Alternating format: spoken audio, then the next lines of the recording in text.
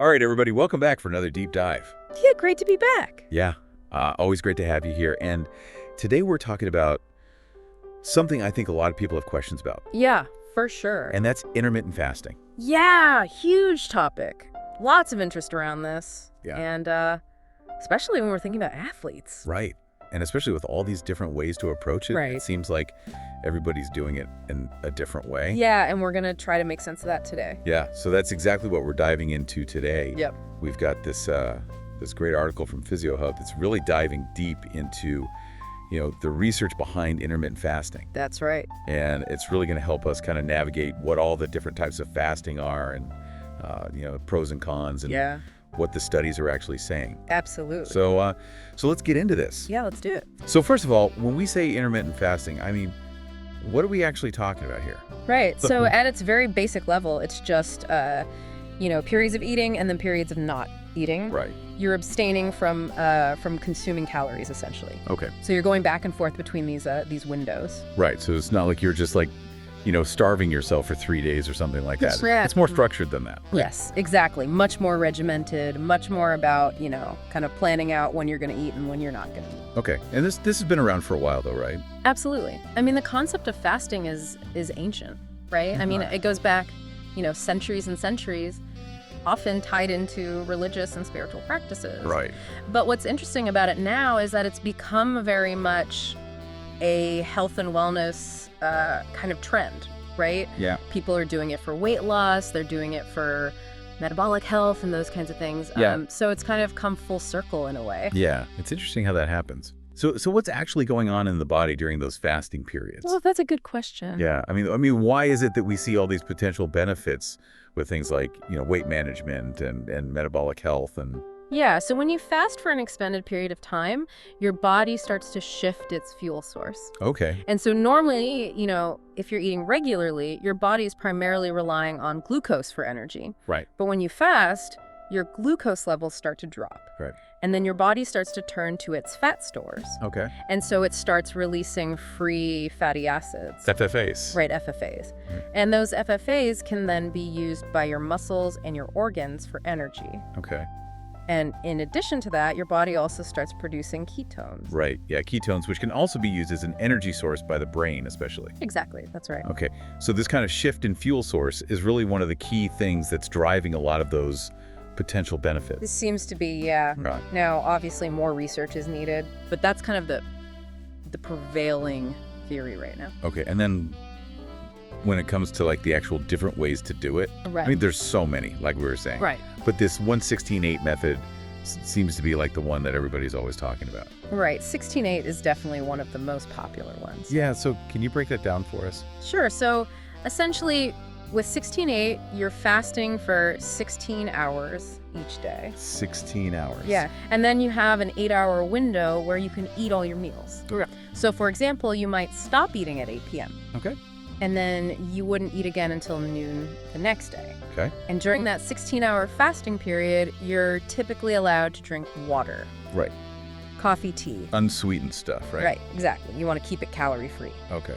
And so this is different from some other types of fasting, like, during Ramadan, for example, where they Right. also restrict fluids. Right. You can't even drink water during the day. Right, exactly. Yeah. So 16:8 is a little bit more lenient in that sense. Okay. So with all this stuff going on with IFast, all the potential health benefits and everything, Yeah. what happens when we start thinking about athletes? Yeah, that's the big question, right? Yeah. I mean, how does this actually play out when you're talking about performance? Right. Yeah. Because this article from Physio, it seems like they're saying it's not necessarily a slam dunk. No, it's not. Yeah. It's not as simple as you might think. Yeah. There's a lot of research that's been done on this topic, but the results are kind of mixed. Okay. And one of the big challenges is that the studies are all very different. Okay. They use different protocols, different types of athletes, different durations of fasting. Right. So it's really hard to compare apples to apples. Right. I mean, it's not like we can just look at all the research and be like, okay, this is what it means. Exactly. It's a very heterogeneous body of research, Okay. Heterogeneous. meaning it's very diverse. Right. There's a lot of variation.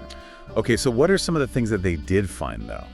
Okay, so one of the things that they looked at was the impact of IFast on different types of exercise.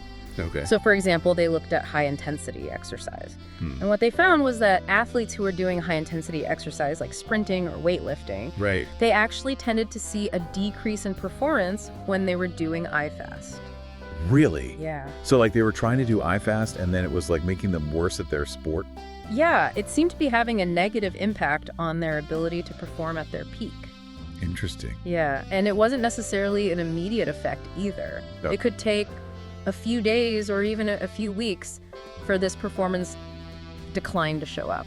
Wow. So it's not like, you start fasting and then the next day you can't lift as much weight. Right. It's more of a gradual thing. Interesting. So what about for endurance athletes? Right. So for endurance athletes like marathon runners or cyclists, the findings were a little bit more mixed. Some studies showed a slight decrease in performance while others didn't show any effect at all. Really? Yeah. So it's like kind of all over the place. It's kind of all over the place. Yeah. And it seems like the specific type of fasting protocol that was used had a big impact on the results. Okay, so like how long they were fasting for and what kind of fasting they were doing. Exactly. Okay.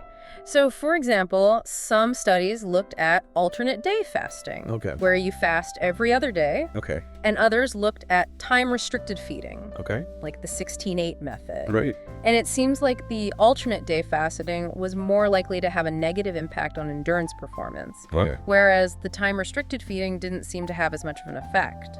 Interesting. Okay, so what about resistance training?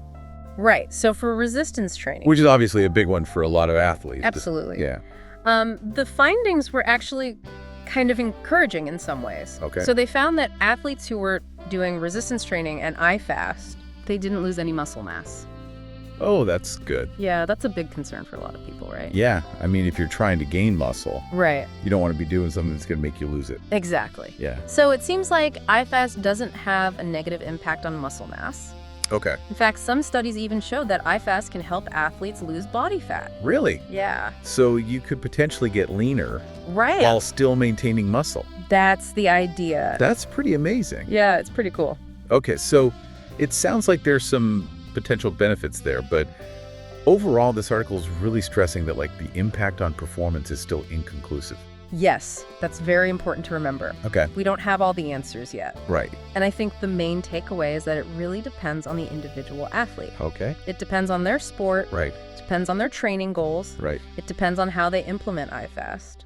Right. So there's no like one size fits all answer. Yeah. Okay. But they did talk about some potential benefits for specific types of athletes, right? Yes, it did. Especially those who are competing in weight class sports. Yeah, so for athletes who need to make weight for their sport, Right. like wrestlers, boxers, MMA fighters, Right. IFast could be a useful tool Okay. because it can help them lose weight without having to drastically reduce their calorie intake. Right, because I was gonna say if you're training really hard and then you're also like super restricting your calories, that seems like a recipe for disaster. It can be, yeah. Yeah. So IFast allows them to kind of have these periods where they're not eating, Right. but then they can also have these periods where they can eat enough to fuel their workouts. Okay, that makes sense. So it's kind of like a strategic way to manage weight Exactly. without like totally depriving yourself. Yeah, exactly. Okay, so what kind of advice does this article give for athletes who are thinking about trying IFast? Well, the first and most important piece of advice is to talk to a sports nutritionist or a registered dietitian who specializes in sports nutrition. Okay, so somebody who really knows their stuff when it comes to this. Yes, absolutely. Okay. Because they can help you figure out if IFast is right for you. Oh. They can help you create a plan that's tailored to your individual needs and goals. Right, and like your sport and everything like Exactly. that. Okay. They also recommend that you monitor your performance very closely. Okay, so like keep track of your workouts and how you're feeling and Exactly. okay. If you're starting to feel really tired or your performance is suffering, Right. then that might be a sign that IFast isn't working for you. Okay. So you got to really pay attention to your body. Absolutely. Okay. And then finally, they recommend that you choose a fasting protocol that fits your lifestyle and your training schedule. Okay. So if you're someone who works out early in the morning, Right. it might not make sense for you to do a fasting protocol that has you eating your first meal at noon. Right. You're going to be starving. Right, exactly. So you want to choose a protocol that's going to allow you to eat when you need to eat. Okay. So it's really about finding what works for you. Exactly. Okay. So big picture here. Yeah. Sounds like IFast. there's some potential there, Yeah. but it's not like a magic bullet. No, definitely not. It's not going to automatically make you a better athlete. Right. And it's really important to do it safely and effectively. Absolutely. And to work with a professional Yeah. to make sure that you're doing it right. Absolutely. Okay. Well, this has been a really fascinating deep dive Yeah, it has. into IFast. And, it's interesting to think about all the different factors that play into it.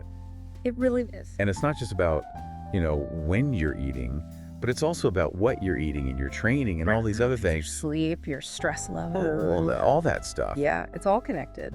And it's really making me think about, we're talking about this in the context of athletes. But I'm curious, for just the average person like you and me, Yeah. how much of a difference does all this stuff actually make?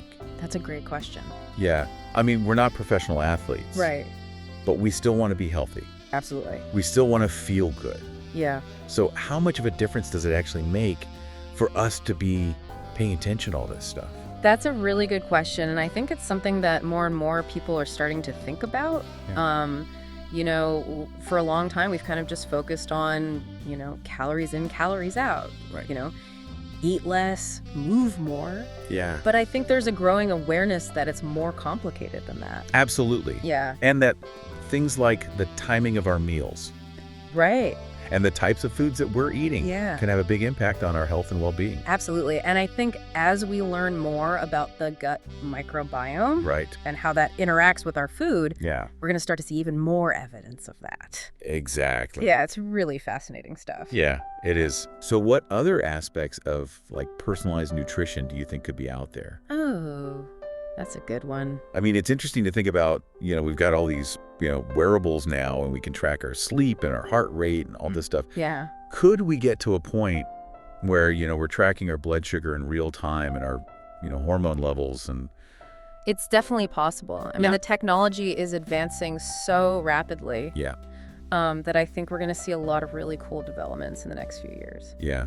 Imagine being able to know exactly what your body needs at any given moment Right. and being able to tailor your diet and your lifestyle to that. Yeah, that would be amazing. That would be pretty amazing. Yeah, Yeah. So I think there's a lot of potential there for sure. absolutely. Okay. Well, this has been a really thought-provoking conversation. It has. I appreciate you coming on and sharing your expertise. Happy to be here. And for all of you listening, thanks for joining us for this deep dive. Yeah. See you next time. And we'll see you next time. All right. Take care. Bye. Bye.